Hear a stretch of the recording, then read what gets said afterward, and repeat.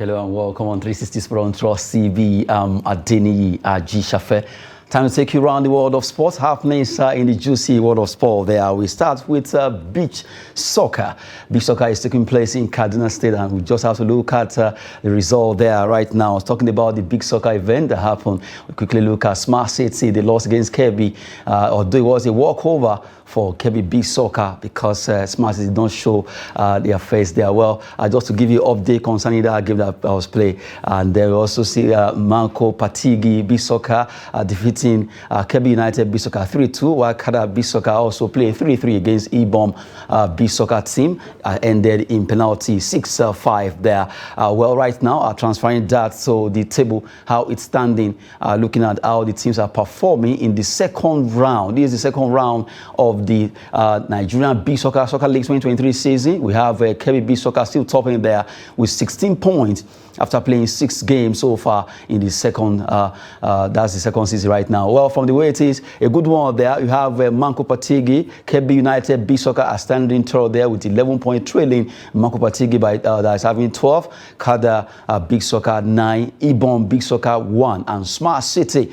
Well, so far there is no point because it seems they are not showing up. But really, a good one for Kebbi Big Soccer topping there ahead of another team from Kebbi United Big Soccer, who actually trailing by extra 5 because 16 minus 11, about 5 there ahead of them, and Marco Patigi are trailing by extra 4 between them and the top table team, Kebbi Big Soccer. Well, good one for Nigeria Big Soccer organizers, trying to see how they can better the lot of this sport in Nigeria. We just have to showcase that, and really a lot of Nigerians who are into this particular sport are happy that they have a template to showcase this talent of playing as big soccer players. Congrats to the team leading. These are the likes of Kebbi Big Soccer team and also Manko Patigi, not forgetting Kebbi United, also trying to see how they can reduce the load there in that competition. Good work there. Well, joining me in the studio is Noel Sampson. Good to have you, Noel Sampson. The pleasure is mine, Mr. Denny. Yes, let's run through some stories now. Just as Nigerians were waking up this morning,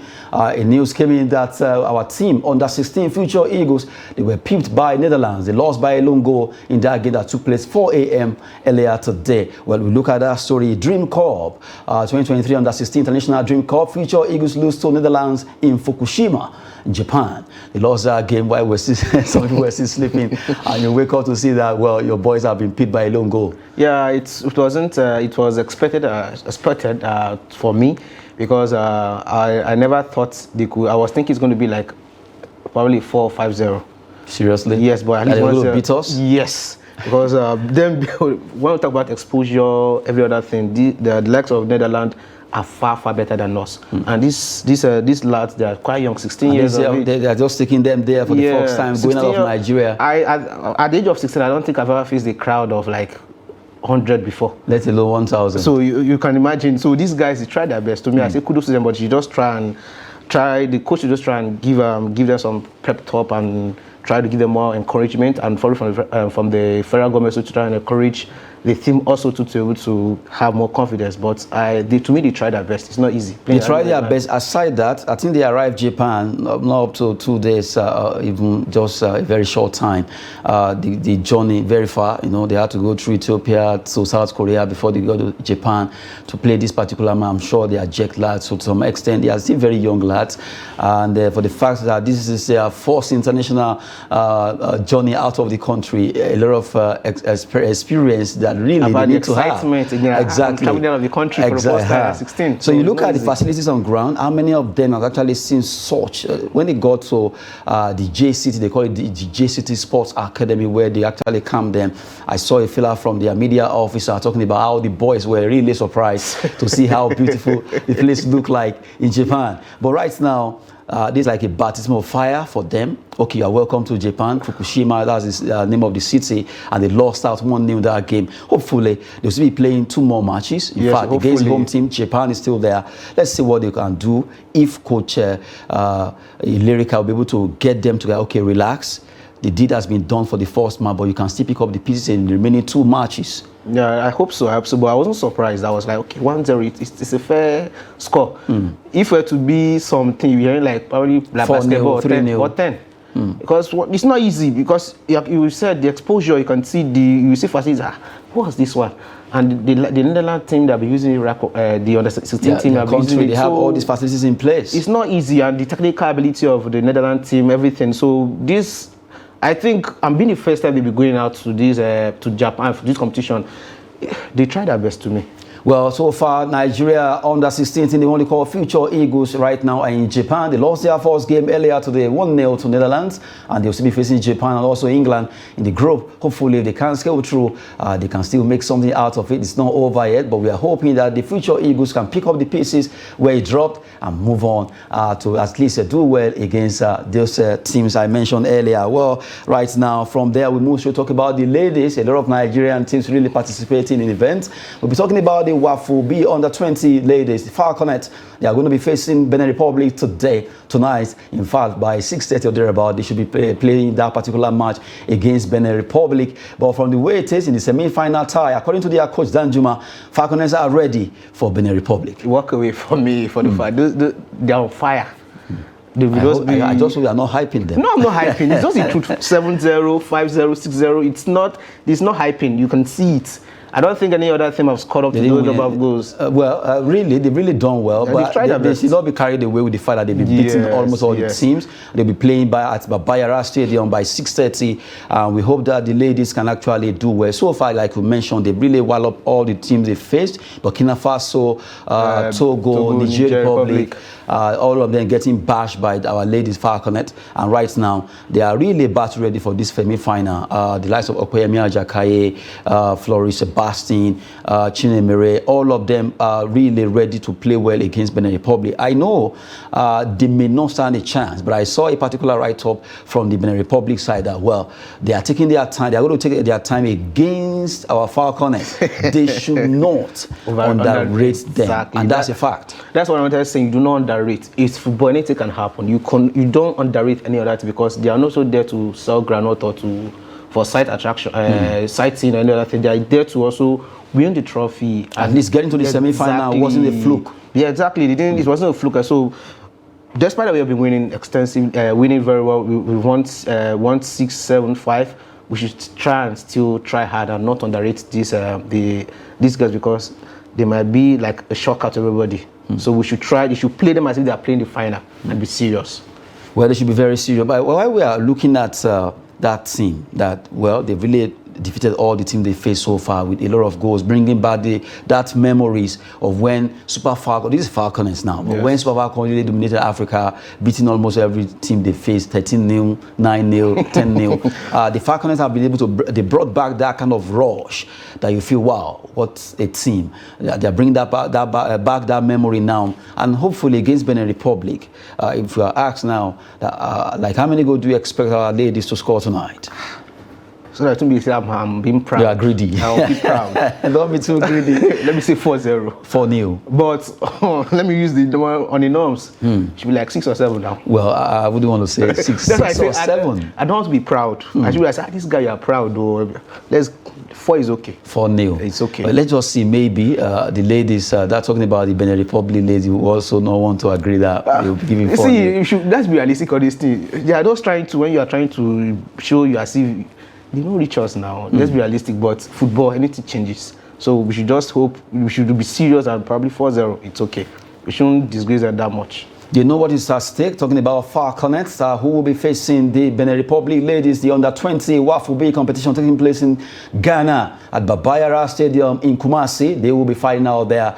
Chris Danjuma and his lasses are ready to face this team, and we just hope that they will do us proud. They've done so well in the previous matches they played so far, and we expect them to also do well tonight. Wishing the Falconets all the best in their game, and also expecting them to get to the final of this competition. In fact, eventually scooping that particular award there by lifting the trophy. It is very possible that they can do this, and we are hoping that they will actually do well in the competition. Away from the WAFU B, let's quickly talk about tennis. Well, over there in French Open, the what they call Roland Garros there. Well, the man that actually seeded second in the competition, talking about Daniil Medvedev, right now has been defeated. He was beaten in the first round by Thiago Seybold-Wild, who actually defeated him. Surprisingly, no one saw that coming. But right now, the man has thrown that behind him, saying, well, he's also given a chance to prepare ahead of other competitions, where even though he didn't expect that to happen, but he was defeated by Seybold-Wild there. Medvedev didn't see that coming, but it was his performance that the second seed there to the tournament, talking about Medvedev, was actually so quickly bundled of this particular tournament. Although Novak Djokovic won his own game, he was able to do well, hoping that he can make it 23 Grand Slam in this particular sport of tennis. He has won 22 alongside Rafael Nadal. Rafael Nadal and Novak Djokovic are really on par right now. But this particular competition can give him the opportunity to get that 23rd coveted Grand Slam that he's really looking for, to break that record as the highest winner of Grand Slam when it comes to tennis. We wait to see what will be happening, just to give you update concerning that. But for Daniil, one of the best when it comes to tennis in this particular time, but right now being defeated by Seybold-Wild, in that game was not expected. Well, the likes of Alcaraz and the rest are still continue to show their class when it comes to playing tennis. More of this will be coming as we continue to give you update concerning tennis there. Well, for Seybold-Wild, let's see if really his dream will continue to fly high, if maybe he will continue to beat all the four-seeded players in this competition. Away from tennis, at the French Open Roland Garros there, let's talk about another story that has to do with football. This time around, Juventus admit that they are guilty right now, admit guilt over salary maneuver case to pay 720,000 euro. Well, this particular case, if you remember, first of all, it was a 15-point deduction before it was actually reinstated. But later on, they found out they were really guilty of this particular issue. They were deducted of 10 points, and that actually affected them also. But now, the team, the management agreed that yes, we admit guilt over salary maneuver case to pay 720,000 euros. It's a very as a plea. Yeah, it's a very huge amount of money. But to Juventus, I think it's small to them. If you were to be a Nigeria team, we say, you want to kill the team. But 720,000 euros is a good one. At least so they learn to not to do such misbehavior next time. And that, I think that should be applied also to the Nigeria League, also to where maybe if a club or fans of a particular club is being found guilty of doing something, you make them, apart from deducting the point, you let them pay a huge amount of money. Not like 1 million or 2 million. If you can pay like 20 million, it's not going to be easy. Next time you learn to not to do such. I think Juventus have learned from their mistake. But really, if they've learned, this is not the first time it's happened to Juventus. They are used to this kind of maneuvering. Either they declare some profit that is actually bogus, or this is either to do with salary payment of players. What they claim they are paying the players, not what actually they are paying. Aside that, not only the player, the staff, a lot of issues have to do with Juventus. I remember when the Calciopoli happened last time, when they were actually thrown down to Serie B. Yes. It was also the issue of match fixing that actually affected them. It's like, you think of Juventus, you think of some irregularities or corruption. Well, seriously, Juventus really needs to be checked. They need to check the management, the way they run it. I remember the family, the Agnelli family that really runs the football activities there. They've really gone through so many issues that has to do with corruption. So something must be done to check the books of Juventus. But what I'm happy is about, despite every other thing, when they've been found guilty, they always let them pay for it. So I think probably they should just quite learn from it, but I don't really know what the problem is. Maybe they need deliverance, who knows? Well, from the way it is, 720,000 euro to me is a bit too small. This is like offer something that will make them feel, wow, this thing we did is really. I actually think probably like 20 million. 20 million euros. Yeah. Come on, you're buying a club or what? But really, Juventus needs to really up their games when it comes to football issues. Their antics are really becoming worrisome because a lot of issues surrounding the balance sheet, the management, everything that has to do with Juventus seems to be attached to also a lot of corruption here and there, but something must be done concerning that club right now. Just looking at those stories there, we've gone through some stories. We've talked about big soccer earlier on, and also not forgetting Nigerian future Eagles going to Japan. In Japan, they lost their first game against the Netherlands. They were beat by a lone goal there. They will still be playing against Japan and also England in the remaining 2 games in their group. Aside that, the WAFU B tournament under 20 taking place in Kumasi, Ghana. Nigeria will be facing the Falcons, will be facing Benin Republic tonight by 6:30, and they will be at least trying to see how they can qualify for the final. It's a semi-final tie between the 2 neighboring nations, Nigeria and Benin Republic. A tough one there, and earlier we also talked about Juventus right now accepting that they were guilty of a salary maneuvering there. 720,000 euros is the amount of money they will be paying. Just giving you updates concerning our headlines earlier. And now let's go straight to other stories trending. Here, Nacho, a player of Leicester City right now, say well, he believes that his team will be back to the EPL in just a very, very short time. Well, here, Nacho backed Leicester City for immediate promotion to EPL. Someone said, easier said than done. Seriously. Easier said than done. It's not actually easy. I think the team that have done it in Premier League, Newcastle, they went, and the next season they were promoted back to the Premier League. It's not easy. That's championship. I don't know. It's not. It's a very tough. But the problem tougher than EPL. When those guys even get promoted to the Premier League, they still not perform to expectation. I don't know what the problem is. Probably there's a difference between the Premier League than that in the Championship. But I was really disappointed seeing Southampton having 2 of our Nigerian players, same as Leicester City, having 2 of our Nigerian players being demoted to the Championship. It's really disheartening. So I just actually want them to just come back, and it's been. Leicester have been really done well. Leicester has done well since they got into the Premier League. They won the Premier. At least they won it once. Won the FA Cup against Chelsea. It's really, and they played in the Champions League also too. It's really something nice. So I would like to see them back. I would like to see Ndidi and Iheanacho back to the Premier League. But really, from what he has just said, that he's expecting the team to come back instantly. Do you think, well, although it's good to have faith, but they need to work more? Seriously. Yeah, they need to work more. Because if you look at the EPL, how they struggled this season before they got relegated, and you see that championship is really a war zone. Yeah. Because all the teams are fighting to see how they can come back to the, come to the EPL. And when you are down, fighting is always very tough. Yeah, it's not easy going up, but if they are determined enough, and probably the management sign more players who are ready to come and play with them very well, I think they might come back to the Premier League. Well, which is what I hope for. Because I'm sure if they don't come back to the Premier League, most of them indeed will be leaving. I'm sure of that. Iheanacho should be leaving, and some other players will be leaving the team. And that's because everybody wants to play, wants to see themselves in the Premier League. We are not playing Champions League or Europa, but at least be in that top flight football.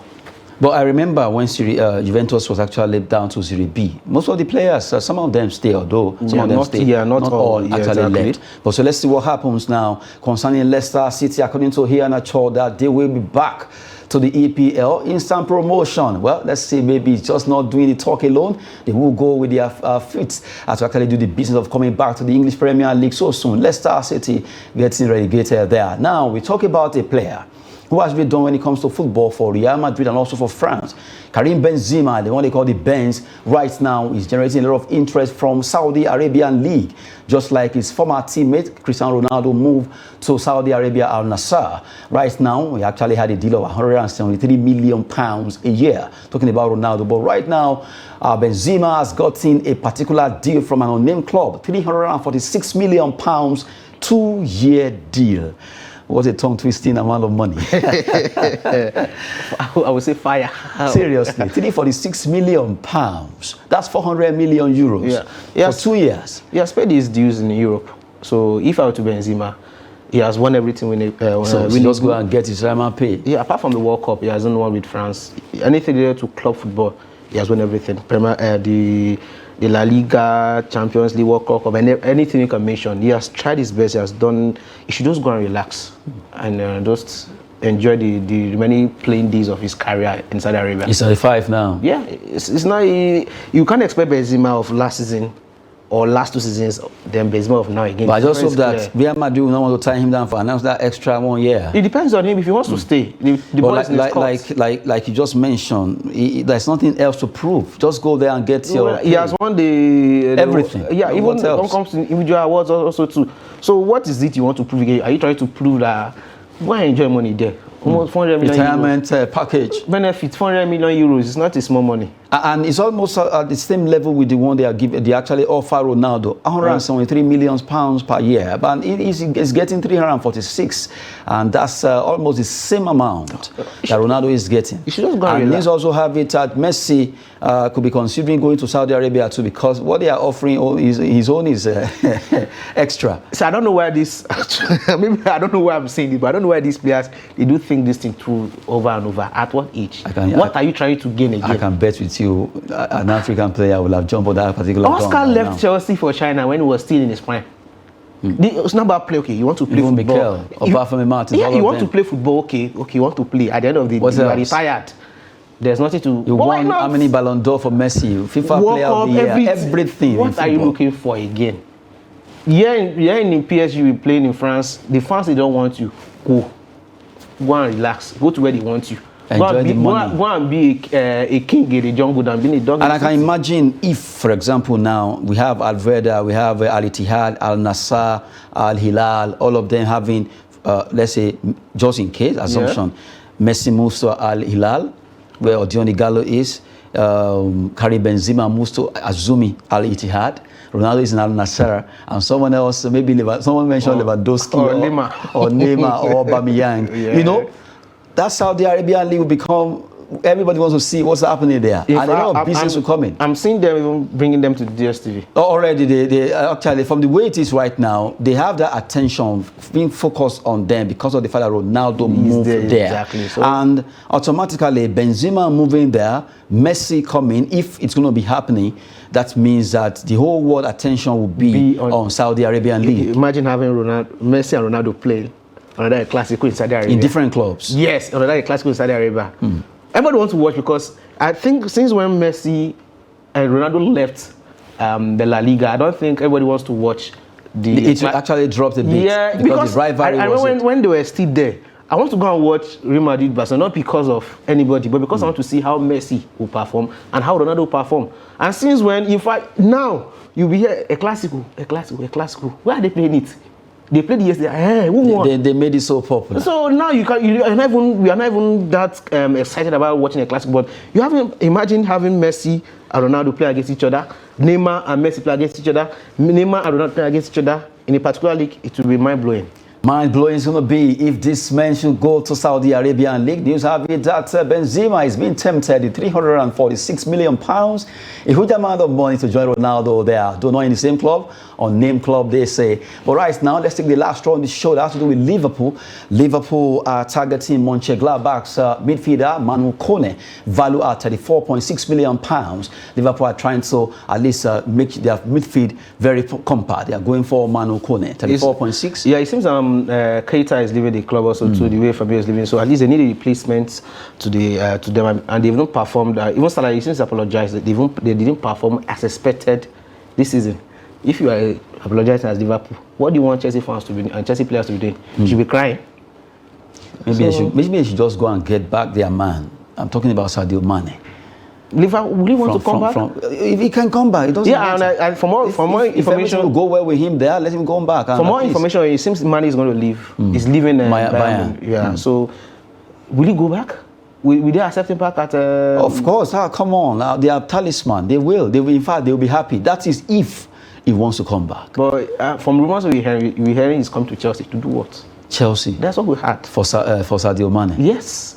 Chelsea. Yeah, let's wait and see what's going on. But Nkunku is back to Chelsea right now. I think I saw that particular clip when he arrived Chelsea yesterday. And a good one for Pochettino having all these players together. What do you think? At least as the Blues. Can he perform? Can he perform? You will perform. You are a Chelsea fan. So somebody actually posted, although I don't want to sound pessimistic, but Chelsea fans should be optimistic.